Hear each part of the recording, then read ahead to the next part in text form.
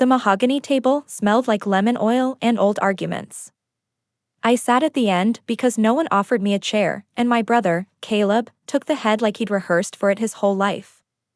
The attorney unfolded a single sheet and said the line that cleaved the room, "Your mother, Margaret and Cole, leaves the entirety of her estate to her son, Caleb Cole, citing concerns about her daughter's fitness as a mother."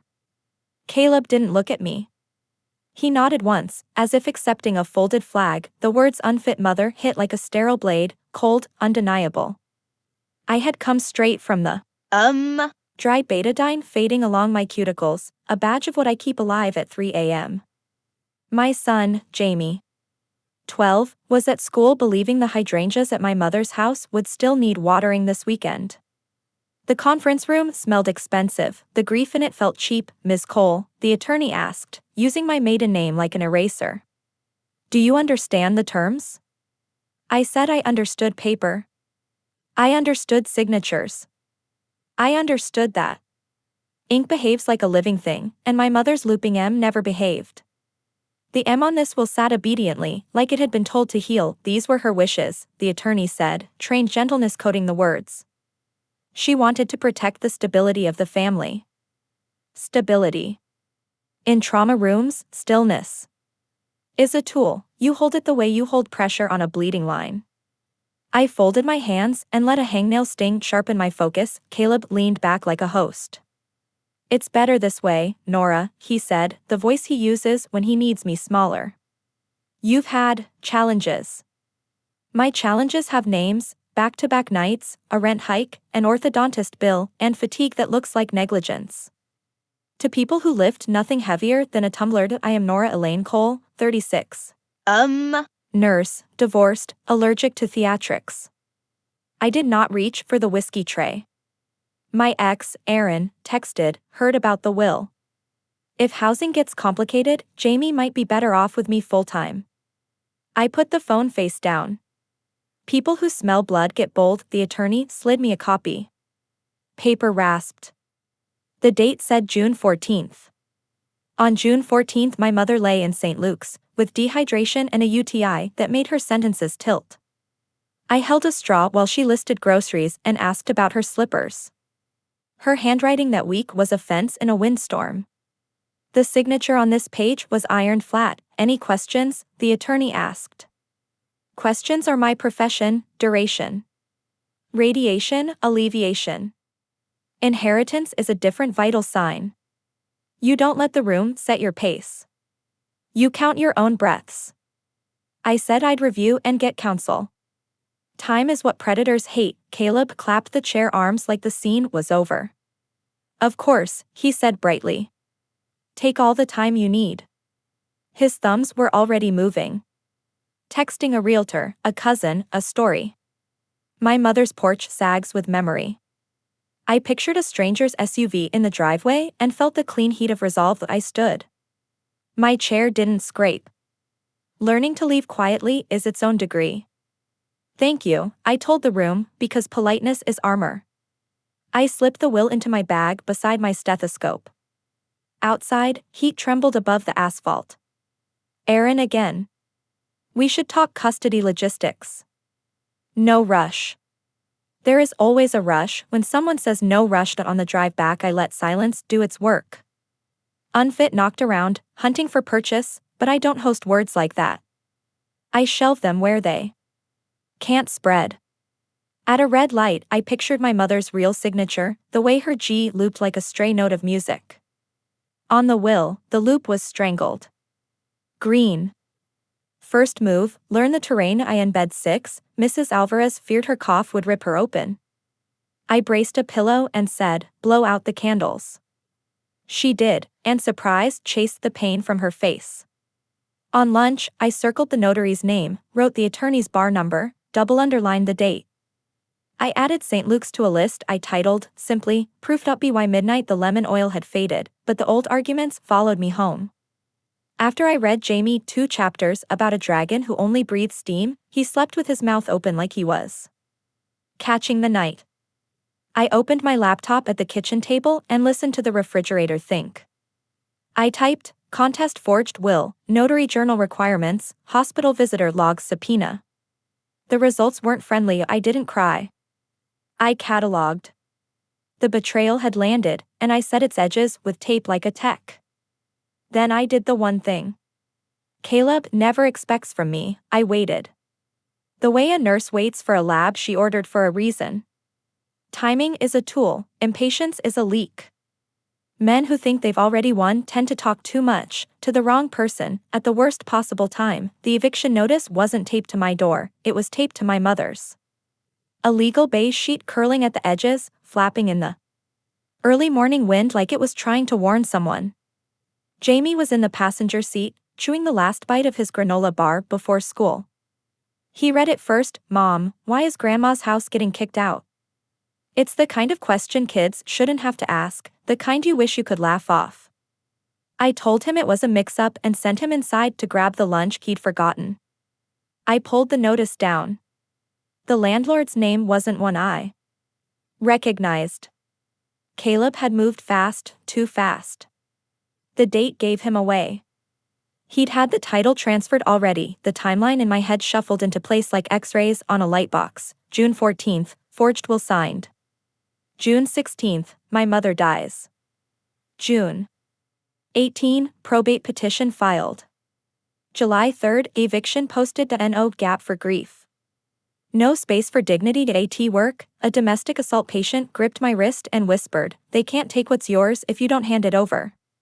She wasn't talking about me, but my brain filed the line under ammunition. By mid-afternoon, Aaron called.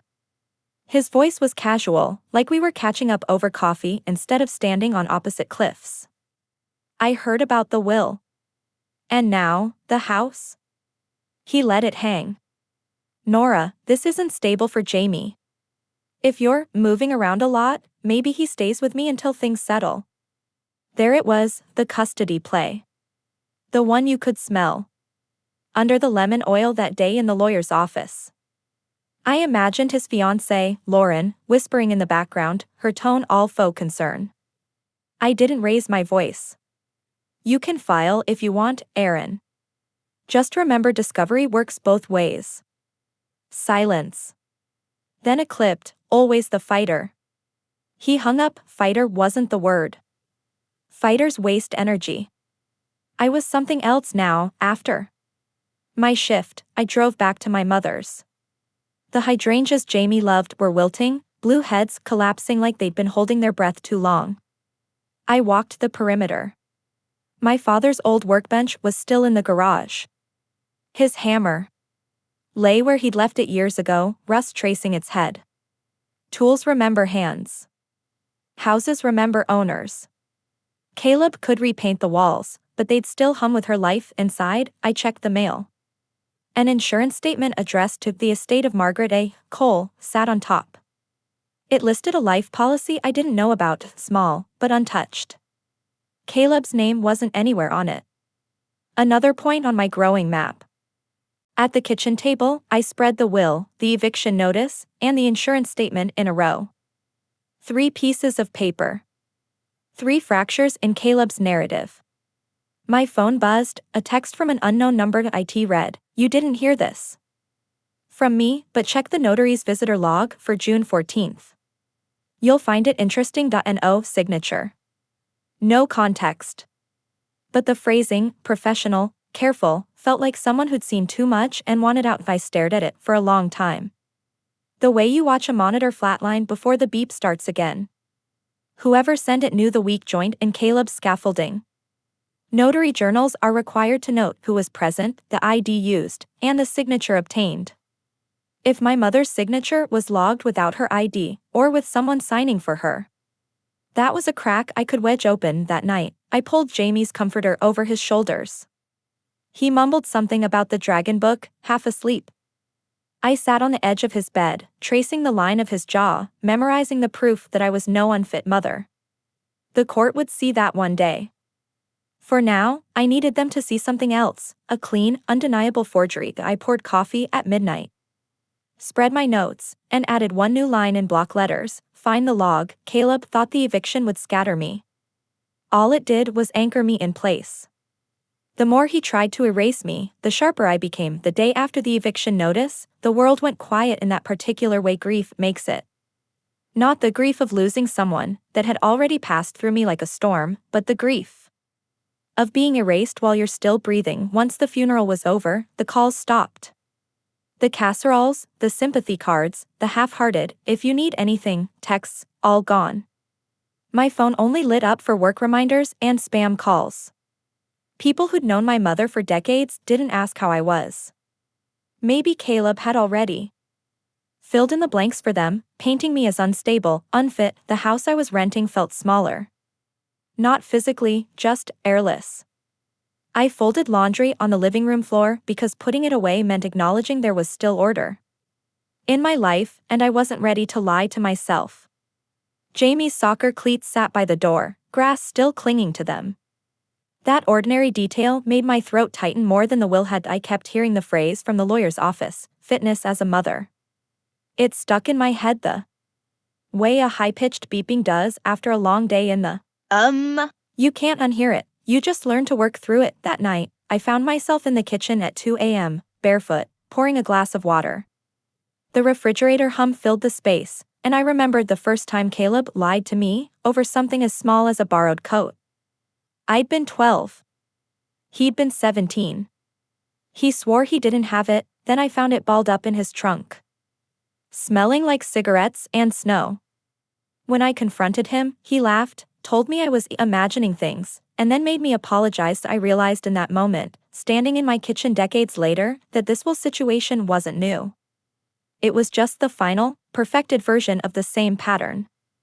Caleb taking, me questioning, him flipping the story, so I wore the blame. 2 days later, I took a drive to clear my head. I ended up in the parking lot of St. Luke's Medical Center. Without consciously deciding to go there, I sat in my car staring at the sliding glass doors, picturing my mother's last week. The wristband, the 4 bruises, the way she gripped my hand and asked if I'd closed the kitchen window because she didn't want raccoons. She wasn't of sound mind that day, any doctor would say so. The thought jolted me upright. Capacity. That was the word. A will signed without mental capacity isn't valid. I scribbled it in my notebook, underlining it twice. Another angle. Another fractured AT home. I went through my email and pulled up the hospital's online portal. My mother's records were still accessible. She'd given me proxy access months ago when she was admitted for pneumonia. In the progress notes for June 14th, her nurse wrote, patient disoriented to time and place. Needs frequent reorientation. I took a screenshot and printed it. That single sentence could outweigh all of Caleb's charm. The loneliness didn't vanish, but it became useful. With no one calling to check on me, I had uninterrupted time to build my case. I wrote down every instance in the last 10 years where Caleb had managed things for my mother without telling me, refinancing her house, selling her car, closing an account. They were all small enough individually to slip under the radar. Together, they formed a story. That evening, Jamie padded into the kitchen while I was marking up a printout. You're working a lot at home lately, he said, pouring himself cereal for dinner. Yeah, I said. Some things need fixing. He thought I meant the leaky faucet. Maybe it was better that way. Later, when the house was quiet again, I folded the eviction notice and slid it into a folder labeled Exhibits. I placed it between the hospital note and the life insurance statement. 3 thin pieces of paper, but heavy enough to anchor me in the storm Caleb had built. I realized something as I closed the folder. Silence wasn't just the aftermath of betrayal, it was the space where you load the next round. It was the smell that brought the memory back. Paper warmed under a desk lamp, the faint chemical tang of black ink. I was 8, sitting at the kitchen table while my mother showed me how to make my signature look like it meant something.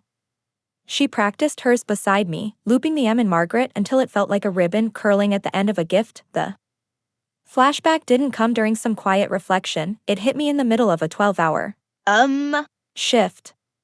I was charting vitals when the scent of warm paper from the label printer pulled me backward into that kitchen.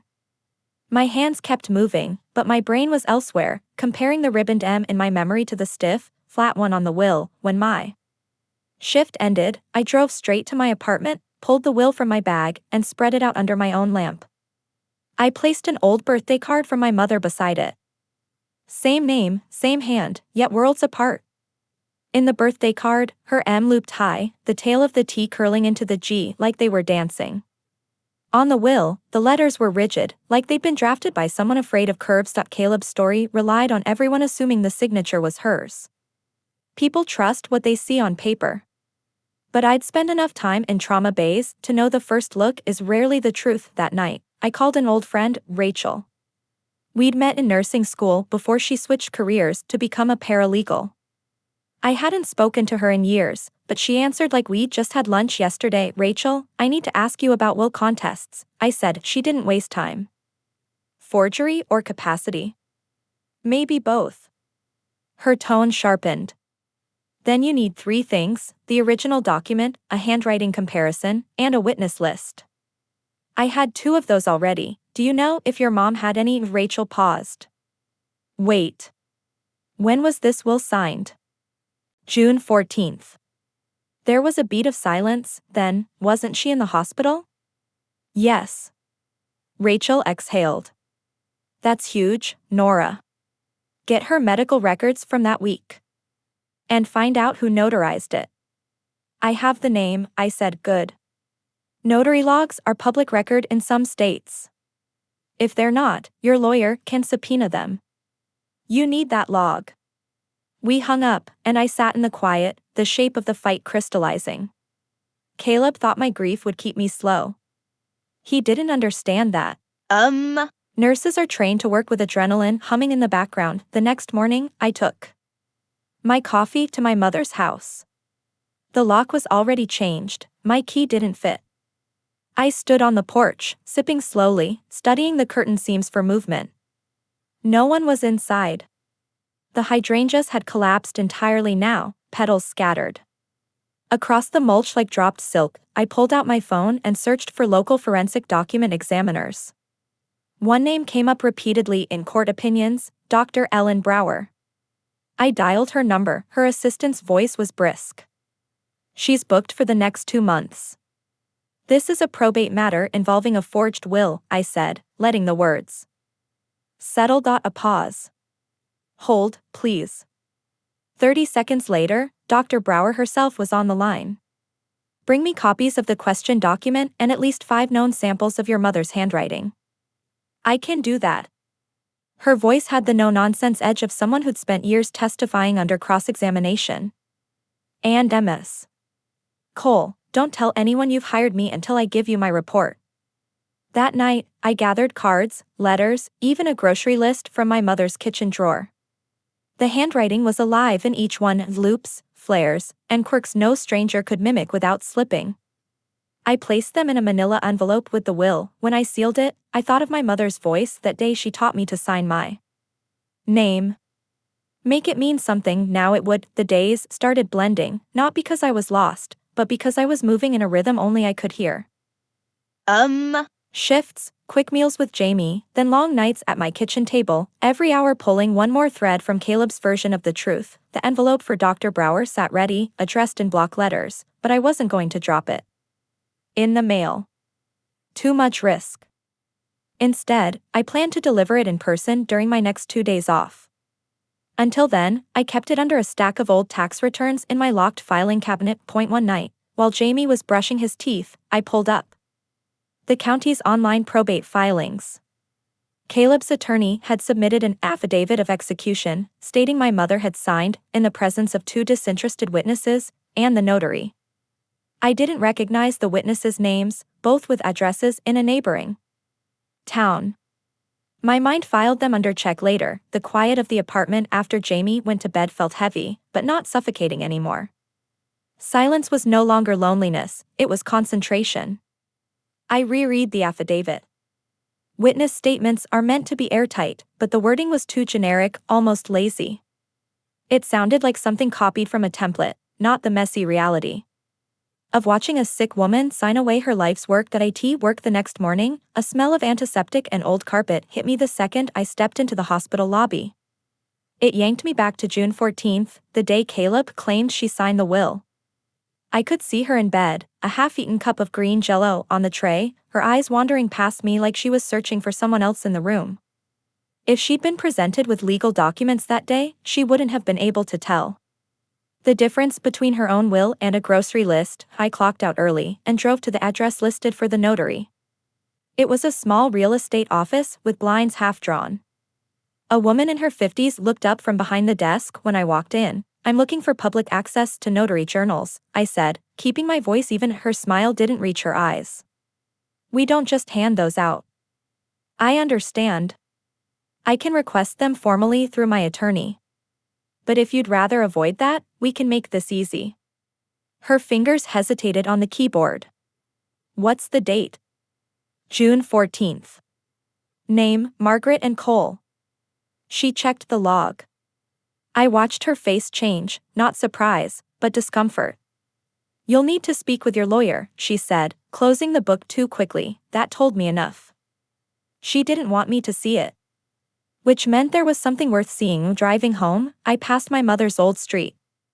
Caleb's truck was in the driveway, tailgate down, boxes stacked inside. I slowed just enough to notice the labels: kitchen, glassware, books, office. He was emptying the place before probate had even finished. A violation so obvious it almost felt sloppy. At home, I wrote down the plate number of the notary's car from the office parking lot. My plan wasn't about intimidation, it was about keeping every path open. If she tried to lose the log, I'd be ready to prove she'd had it. That night, Jamie asked if we'd still be able to visit Grandma's house once Uncle Caleb fixes it up. I told him the truth: we're not going to let him fix anything that isn't broken. He frowned, like he was trying to solve a puzzle too big for the pieces he had. I kissed the top of his head. "Some things belong to us, Jamie. We just have to remind people of that." When he went to bed, I opened my notebook and added 2 new entries to my list: subpoena witness statements, preserve property before Caleb liquidates assets. The list was growing fast, but so was my control over it. Caleb could rush, but I wasn't going to. I'd learned in trauma bays that sometimes you have to let the bleed show before you clamp it off, so everyone sees exactly where the wound is. The date on the will, June 14th, kept rattling in my head like a loose bead in a jar. It wasn't just that my mother had been hospitalized. It was that the timeline made no medical sense. On my next day off, I drove to St. Luke's Records Department. The clerk, a young man with a badge that said E. McKinley, asked for my authorization. I slid the proxy access paperwork across the counter, signed by my mother months before her death, notarized properly. No one could argue capacity on that. "I need all records from June 10th to June 16th, I said. That he clicked through his system, printed a stack of notes, and slid them into an envelope. "There's a $12 copy fee." $12 for evidence was the best bargain I'd make all year. In my car, I read the nurse's progress notes. On June 14th, 10:42 a.m., patient disoriented, unable to state current year or location. Requires prompting to drink water. At 2:15 p.m., speech slowed. Confused when asked to sign dietary consent form, required verbal explanation and physical guidance to complete signature. That last line hit like a clean break in a bone, painful, but with an unmistakable clarity. If she needed physical guidance to sign a consent form for lunch, she was in no condition to execute a legal will. Hours later, the notes went into my expanding exhibits folder. On my way home, I stopped at the county clerk's office. I asked for the full probate file on my mother's estate. The clerk handed me a manila folder filled with Caleb's filings, including a copy of the notary's acknowledgement. I scanned the document and saw the notary's signature: neat, practiced, but the handwriting for my mother's name above it didn't match the will exactly. Even in a forgery, consistency is hard to fake. One thing stood out: the witnesses were both employees at the same small insurance agency. Caleb's old high school friend owned it. My chest tightened, not from surprise, but from recognition. Caleb had pulled his net tight, counting on loyalty to keep people silent. At home, I started building a chart on my laptop. Column 1, date. Column 2, event. Column 3, source. I cross-referenced the hospital notes with the will signing, the notary acknowledgement, and the eviction timeline. The overlaps were glaring, almost brazen. That night, I got another text from the same unknown number as before. He's planning to sell the house before probate closes. Check MLS under private listings. I opened the regional real estate database. There it was, my mother's address listed as a pending, private sale, with Caleb's name as the seller. That wasn't just unethical. It was illegal under probate rules. I printed the listing and added it to my folder. When Jamie went to bed, I poured myself coffee instead of wine. I didn't want the fog. I wanted sharp edges. I thought about the first time my mother took me to a bank. I was 17, opening my first checking account. She told me, money doesn't disappear, it moves. Always find out where it moved to. Caleb had moved more than money. He tried to move history itself, rewriting our family in his image. But paper trails, like footprints, can't be erased without leaving smudges. Before I turned in 4. The night, I made a new list: short, surgical, contact probate attorney, secure forensic document analysis, request preservation order for estate property. The list didn't feel overwhelming anymore. It felt like a plan. And a plan was the first step to taking back the ground Caleb thought he'd paved over. The notary's name kept pulsing in my mind like a bruise you can't stop pressing. I decided it was time to see exactly who had been willing to put their stamp on a dying woman's will. I didn't go to her office this time. I went to the county licensing database and pulled her full notary commission file. Her name was Angela Moss, commissioned 5 years ago, with an address that matched the real estate office I'd already visited. Attached to the record was a list of complaints, 2 of them recent, about irregularities in witnessing. Both were dismissed for insufficient evidence. The pattern was enough to make me move. I called Rachel, my paralegal friend. If I subpoena a notary journal and it's lost, what happens? Her laugh was sharp. Then we subpoena the state's copy of her annual record. Most sloppy notaries don't realize they have to file a backup. That was the first real smile I'd felt in weeks. By afternoon, I was sitting in my car outside the insurance agency that employed the 2 witnesses. I didn't go in, I just watched. The same SUV kept circling the block. On its 3rd pass, I caught Caleb in the driver's seat. He didn't see me. Or maybe he did, and just didn't care. That told me something important. He still believed I was powerless. When I got home, Jamie was at the kitchen table doing homework. Dad called, he said without looking up. He asked if we were moving. What did you say? That. I didn't know. But I told him you were working on it. I put my hand on his shoulder. That's exactly right. Later, while Jamie watched TV, I dug deeper into the MLS listing for my mother's house. The sale price was listed as is to be determined, but the buyer's agent was Lauren's cousin, my ex-husband's fiance's family. Caleb wasn't just trying to cut me out, he was trying to hand the house to Aaron's circle. That shifted everything. This wasn't just greed, it was a coordinated move to discredit me completely, maybe even set up a custody case where they'd all testify I was unstable and financially irresponsible. That I emailed a probate attorney named Dana Hoffman. She had a reputation for being surgical in court, the kind who never raised her voice but still made opposing witnesses unravel. My message was simple: a forged will. Witnesses tied to opposing party. Estate property being sold before probate closes. Hospital records showing incapacity on signing date.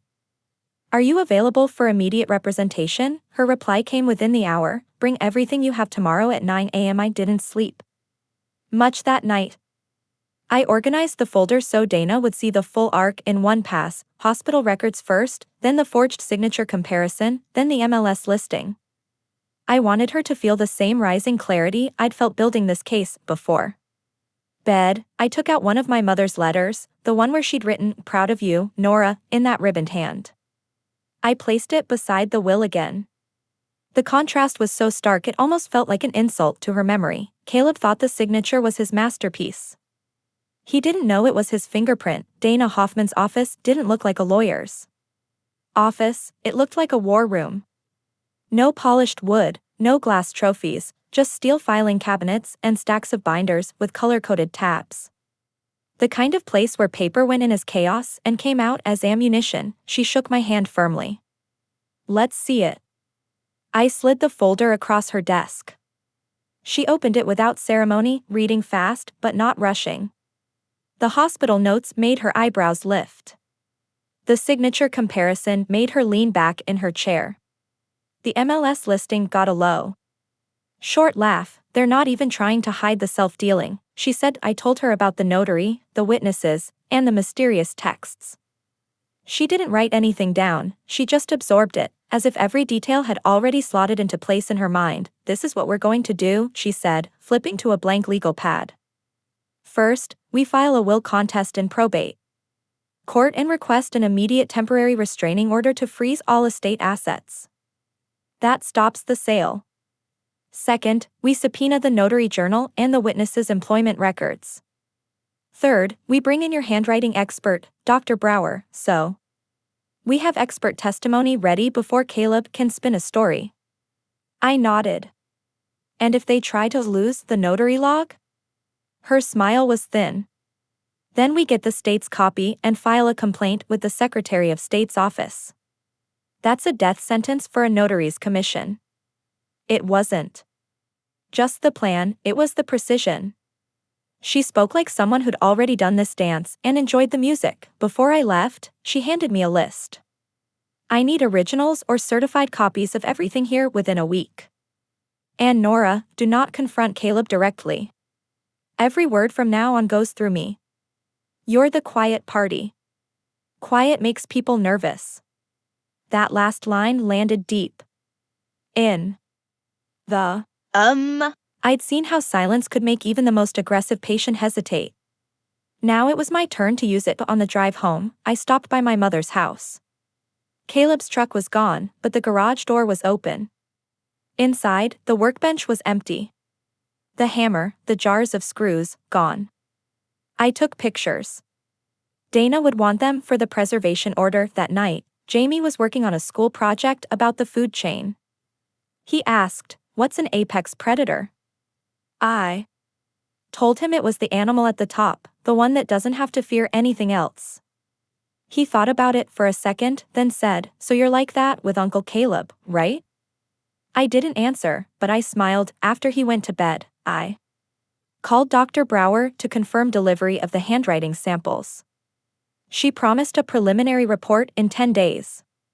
From what you've described, she said, this is going to be very straightforward. Straightforward. That was the word I needed. At midnight, my phone buzzed, another text from the unknown number. He's meeting with the buyer tomorrow at 3 p.m. at the house. I stared at the screen. The restraining order wasn't filed yet. If I could get photos of that meeting, it might show the court exactly how far Caleb was willing to go before. The ink on probate was even dry. I charged my camera and set it by the door. Tomorrow, I'd be there before him. I parked 2 houses down from my mother's place, the kind of distance that makes you invisible but still gives you a clean view. It was just after 2 in the afternoon. The street was quiet, no kids on bikes. No lawnmowers. The kind of suburban stillness that makes even small movements obvious. At AT-247, Caleb's truck rolled up. He got out wearing a collared shirt, the business Caleb look he only put on when he wanted to impress or manipulate. Minutes later, a white SUV pulled in behind him.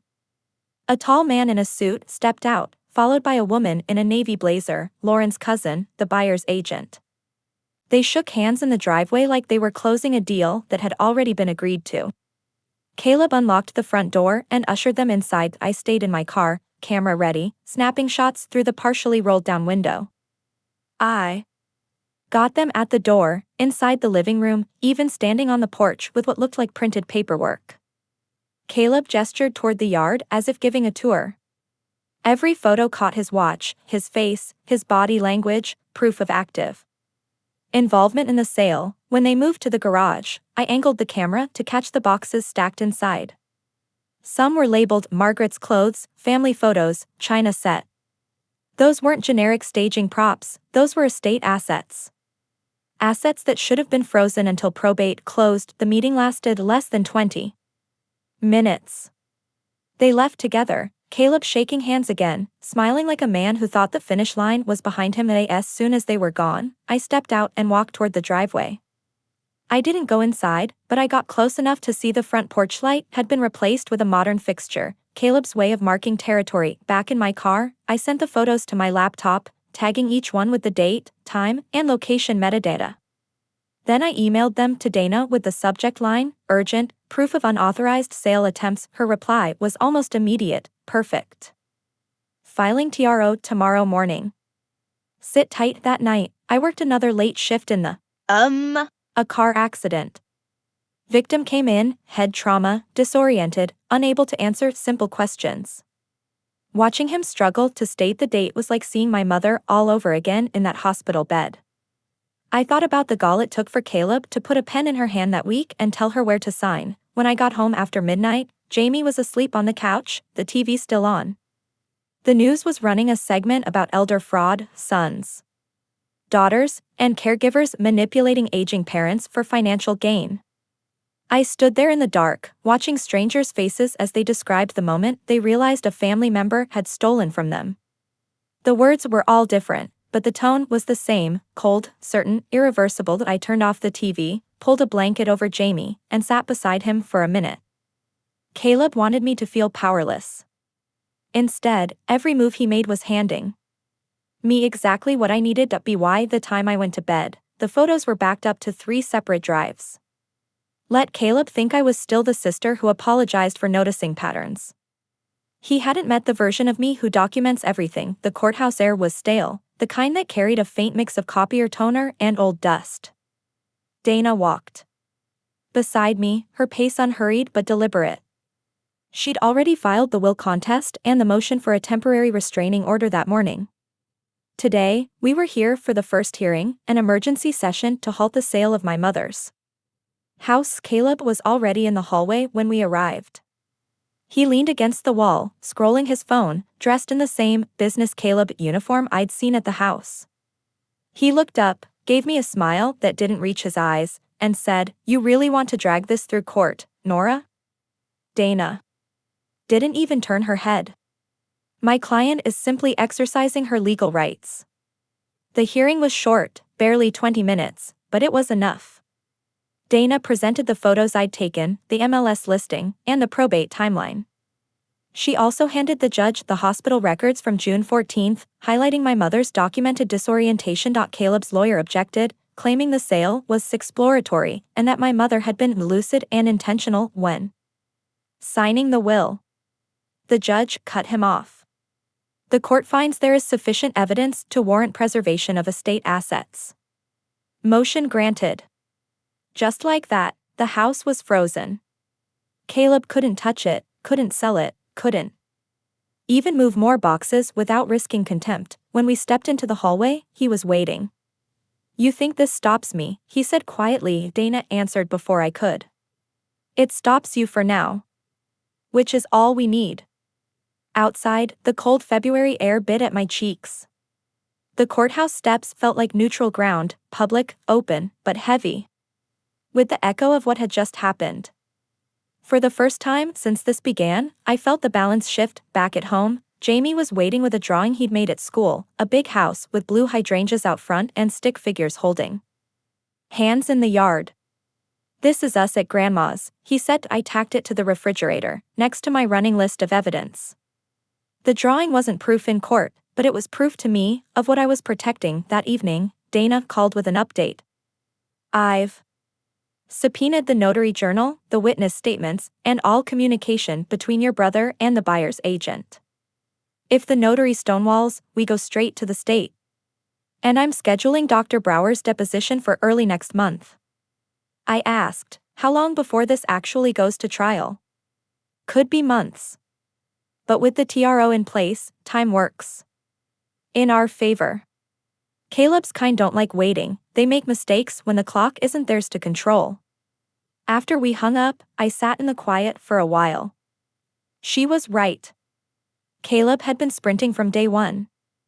Now he'd have to stand still, and standing still makes liars sweat. I spent the rest of the night organizing my files into a new binder, black, with metal tabs for each category: medical, property, witnesses, financial. Every page went into a sheet protector.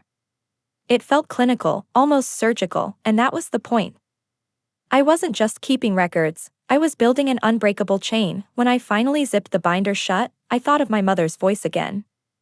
Make it mean something this time. It would mean the end of Caleb's game. The first real crack came 3 days after the TRO was granted. Dana called while I was on my lunch break at the hospital. Her tone was calm but edged with satisfaction. "The notary journal came in," she said. "And you were right, it's gold." I left my sandwich untouched. "What's in it?" "On June 14th, the entry for your mother is interesting. The ID listed wasn't hers, it was Caleb's driver's license. The signature in the log is the same stiff one on the will, and both witnesses signed within 2 minutes of each other. That's impossible in a proper execution unless they were already in the room." I pictured it instantly, Caleb sitting at a table, sliding his ID across, steering the pen in my mother's hand, or worse, signing for her entirely. Dana continued, "This is fraud, Nora. Not just civil, criminal. We'll be notifying the DA's office." When I got home that evening, I opened my binder and slid the notary journal copy into its own section. Proof, in ink, that Caleb's masterpiece was nothing but a clumsy forgery wrapped in formality. The next day, subpoenas went out for the witnesses' depositions. One of them, an insurance agency receptionist, called Dana's office almost immediately, asking if she had to testify. That kind of fear told me she already knew the story wasn't going to hold. Meanwhile, Dr. Brower sent me an email confirming she'd completed her preliminary analysis.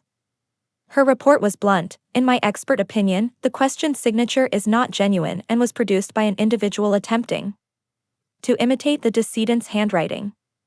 She'd even included stroke sequence diagrams showing where the forger had hesitated. I printed the report twice, one for the binder, one for the safe deposit box I'd opened that morning. Dana's advice was clear: never keep all your evidence in one place. That week, Caleb tried a different tactic. He left a voicemail, his tone dripping with false civility. "We don't have to let lawyers drain the estate, Nora. Let's just settle this between us. You walk away with some cash, I keep the house, and we call it even." I didn't call him back. Instead, I forwarded the message to Dana. She responded with one sentence: "Silence is our strongest move right now." The AT work, between charting vitals and checking meds, I found myself thinking about silence, not the empty kind, but the strategic kind. In the sometimes the best way to make a patient tell you the truth is to stop asking questions and just wait. People fill silence with what they think will save them. Late one night, while Jamie slept, I walked into the kitchen and stared at his drawing on the fridge. The stick figures, the blue hydrangeas, it wasn't just a picture anymore. It was a deadline. Caleb's entire plan relied on speed. The TRO had slowed him. Now the evidence was locking him in place. The next move wasn't mine. It was his. And when he made it, Dana and I would be ready to cut it off clean. Caleb's next move came faster than I expected. Dana called me at 7:15 a.m., her voice sharp. "He's filed a motion to dismiss the will contest, claiming your evidence is inadmissible, hearsay, and irrelevant to the validity of the will." I almost laughed. "The notary log is hearsay?" "He's throwing mud," Dana said. "The hearing's in 2 weeks. We'll respond by attaching the log, the handwriting report, and the hospital records as exhibits. The judge will see it for what it is, an attempt to bury you in paper before you can bury him in facts." That day after work, I stopped by the courthouse to pull Caleb's full filing. It was exactly what Dana described: pages of legal fluff, padded with statements about my emotional instability and a history of familial conflict. He'd even attached screenshots from old text arguments between us, cropped so they made me look unhinged. It didn't sting. Not anymore. In the I'd learned that bleeding you can see isn't always the one that kills you. The real danger is the hidden wound, and Caleb was walking into court with one wide open point. 2 days later, Dana got the deposition transcripts from the two witnesses. The first, the receptionist, admitted she didn't remember much about June 14th except that Caleb looked stressed. The second, an insurance agent, claimed my mother had been smiling and talking during the signing until Dana produced the hospital record from that exact hour. The agent's answers turned to, "I don't recall," so quickly it was almost comical. Meanwhile, Dr. Brower's final report arrived. It was more than just confirmation, it was an autopsy of the forgery. She documented pen lifts, unnatural tremors, and mismatched letter proportions, all pointing to a signature created by someone mimicking under pressure. She even noted that the ink flow suggested hesitation, not the fluid motion of someone writing their own name. We decided to file the report directly with the probate court and copy the DA's office. Dana's words, if they realized this could become a criminal case, Caleb's lawyer might advise him to settle quietly. That night, I found myself walking through my apartment in the dark, no lights on, just the glow of the city through the blinds. It was the first time since this started that I felt the quiet was mine. Not imposed, not weaponized against me, mine. Jamie was asleep, his breathing even. On the fridge, his drawing still held its place, but now I noticed something new, a small line he'd added in pencil, almost invisible. It was a fence around the house, maybe he didn't mean it as a metaphor. But to me, it was perfect. Caleb had been scaling walls his whole life.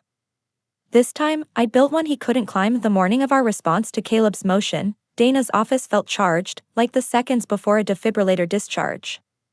She handed me a copy of our filing to read while she took a call. The first page was simple, deliberate, respondent's motion in opposition to dismissal.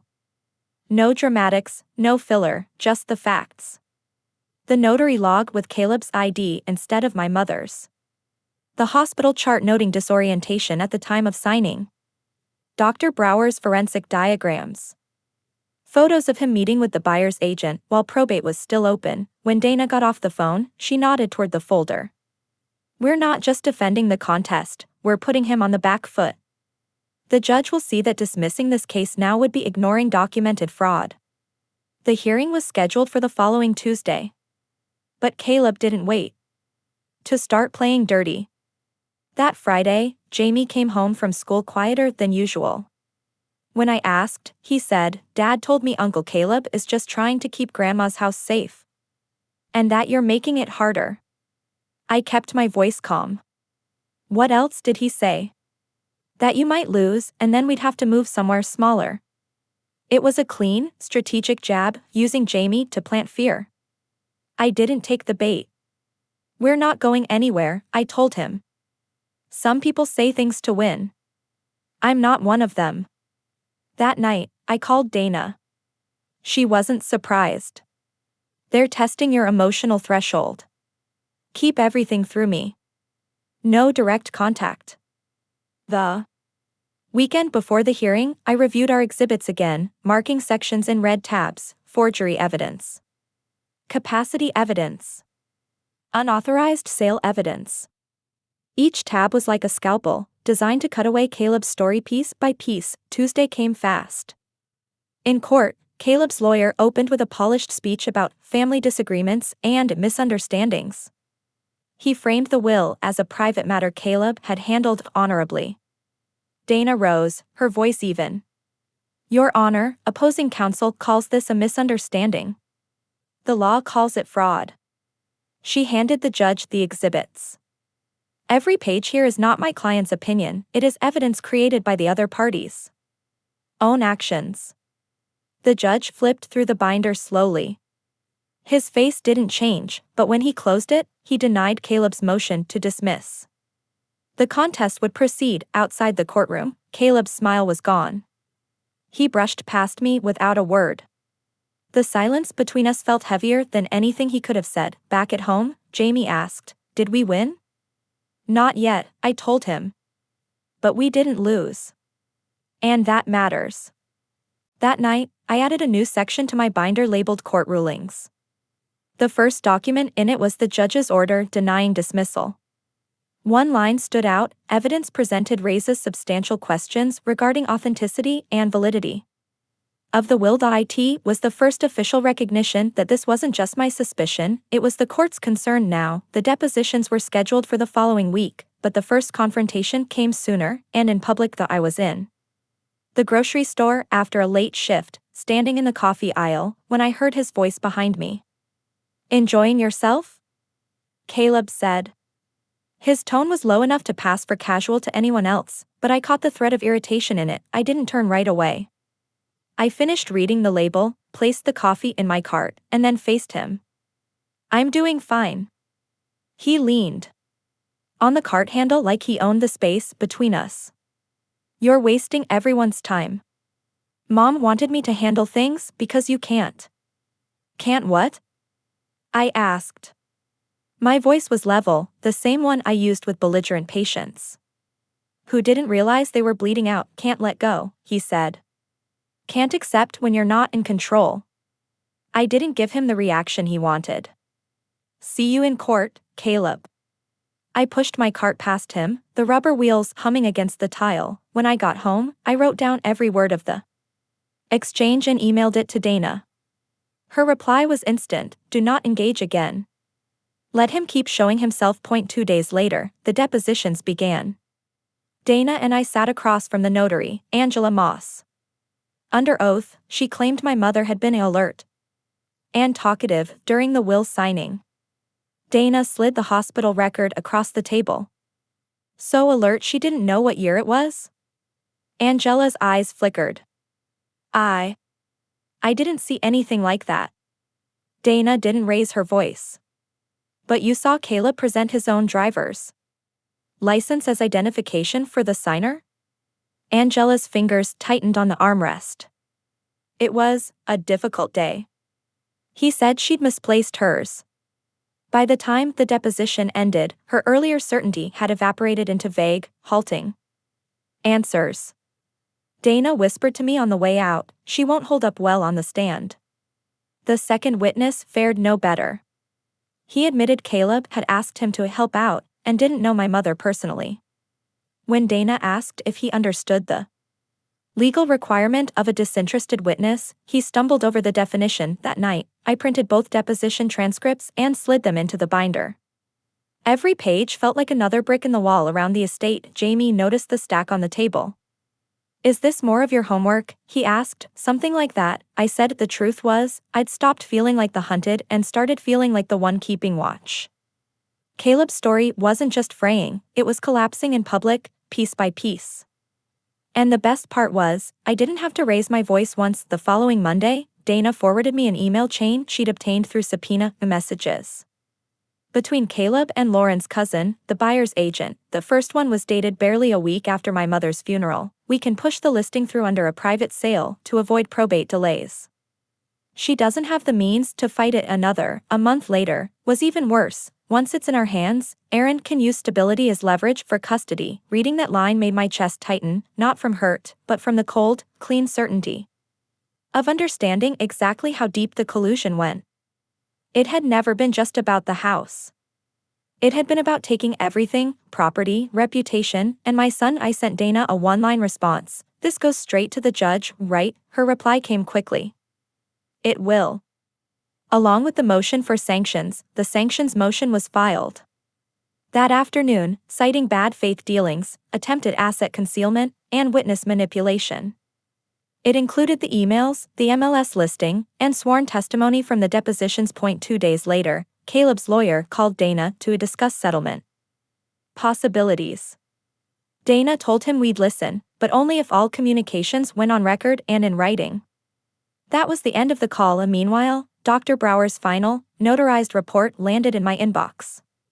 Her language was clinical but devastating. The questioned signature is a simulated forgery executed with deliberate intent to replicate the decedent's style, yet lacking the natural fluency and stroke sequence of genuine writing. She also included an enlarged image of the pen lifts, tiny breaks invisible to the naked eye but unmistakable under magnification. That evening, I sat at my kitchen table with the report open, the pages spread like a surgical tray. Every piece of this case now had its own shape, its own weight. And Caleb had left his fingerprints on all of it. Jamie wandered in, holding a bowl of popcorn. "You look serious," he said. "I'm making sure someone tells the truth," I told him. He shrugged. "You're good at that." Later that night, Dana called again. The judge scheduled a special evidentiary hearing. "We'll present the forgery report, the hospital notes, and the email chain. If the court finds probable cause of fraud, the DA can step in formally." I hung up and leaned back in my chair. This wasn't just about winning the estate anymore. It was about putting Caleb in a position where even walking away wouldn't save him. On my fridge, Jamie's drawing was still there. The fence he'd drawn around the house seemed taller now, and this time, I knew exactly how to keep it that way. The evidentiary hearing was set for a Thursday morning. By the time we walked into the courtroom, Dana and I had rehearsed every exhibit, every possible objection, every line of questioning until the case felt like muscle memory. Caleb sat at the opposite table, jaw tight, his lawyer whispering in his ear. He didn't look at me. Maybe because for the first time, we weren't just siblings in a family dispute, we were opposing parties in a fraud proceeding. Dana opened with the hospital record from June 14th. She read the key line out loud. "Patient disoriented, unable to state current year or location." Then she placed the will next to it. "Your Honor, this will was allegedly executed the same day, by a woman documented as lacking the capacity to consent to a dietary change, much less a legal instrument."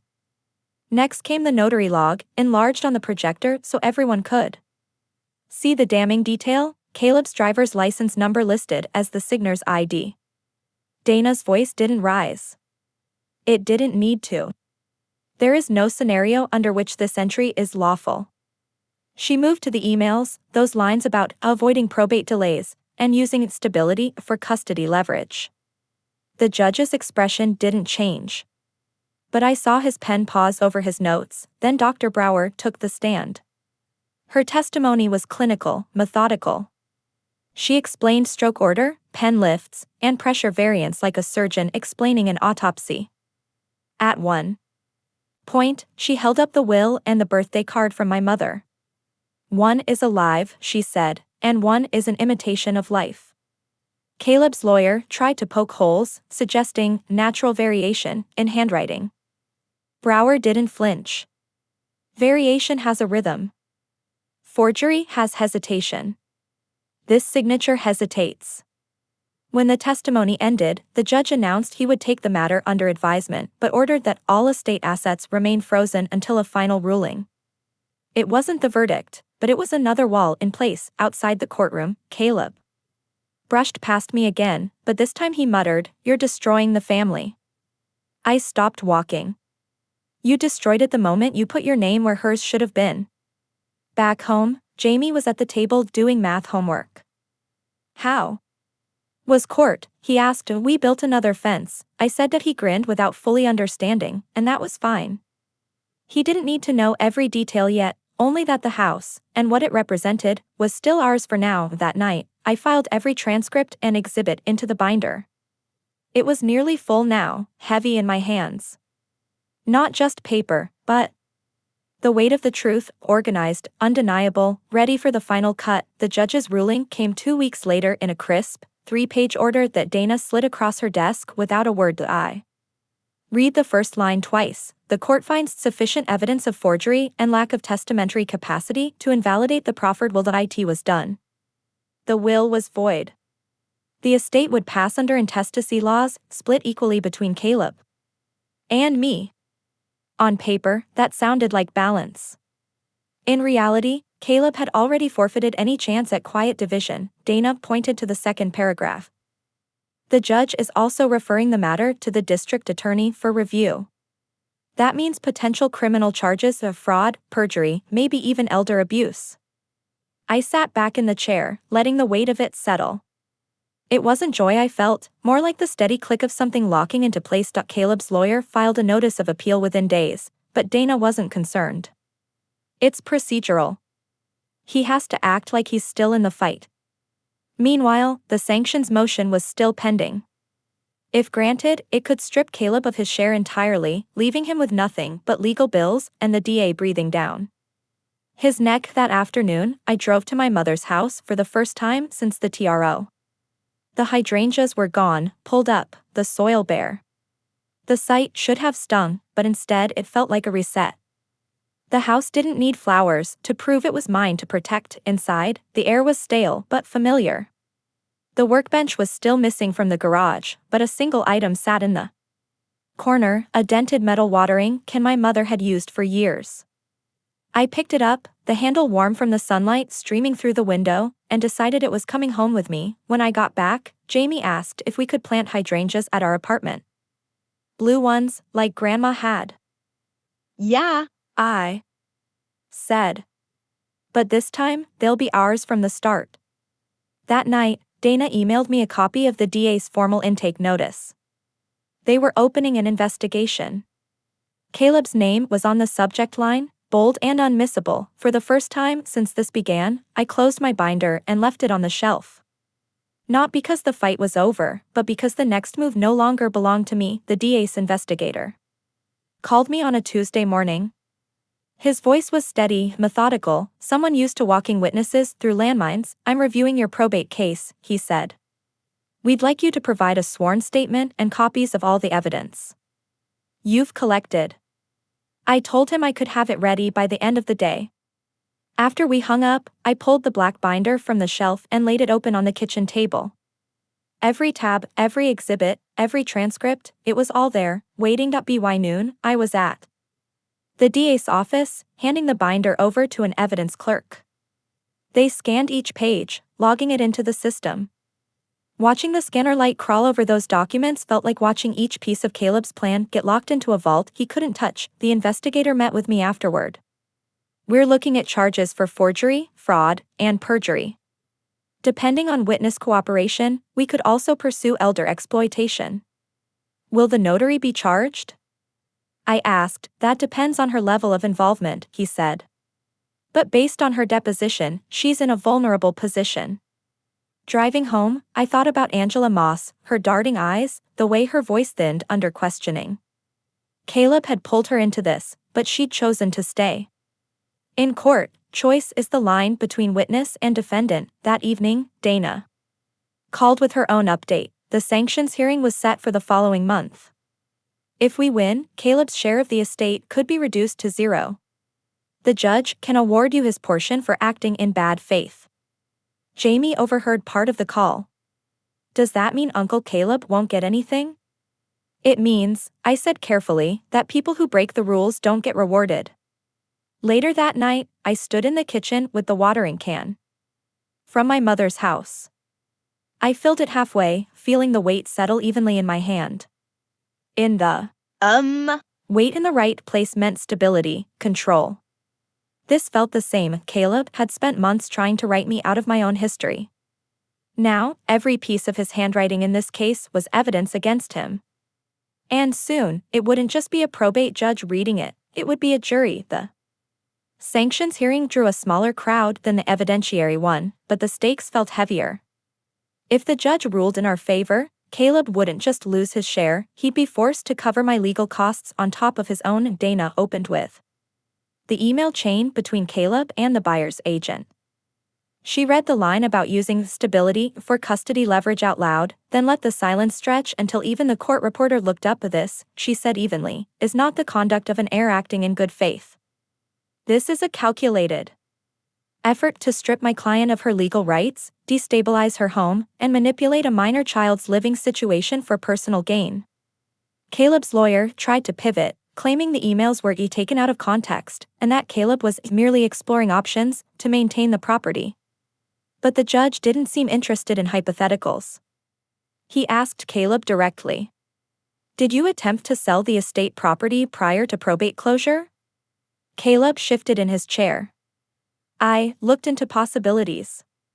That is not the question, the judge said. Did you attempt to sell it? His pause was too long.